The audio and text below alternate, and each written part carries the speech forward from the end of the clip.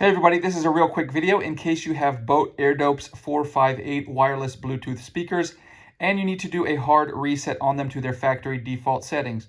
Now you might want to do this for a couple of reasons. The first is troubleshooting. If these earbuds will not connect to your Bluetooth device, or they will not sync with your device, or they will not pair with your phone, or if you're only getting sound out of the left or right ear, a hard reset is a good troubleshooting step for these problems. The other reason is if you just want to clear out the pairing history so that you can start fresh with a new device and pair them with a new device without them remembering anything else, we can go ahead and clear all that out.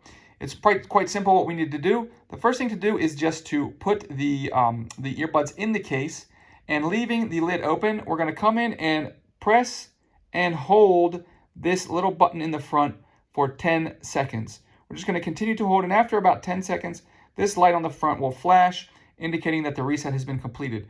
At which point we can go ahead and close the lid, open the lid, and take the earbuds out as reset new earbuds.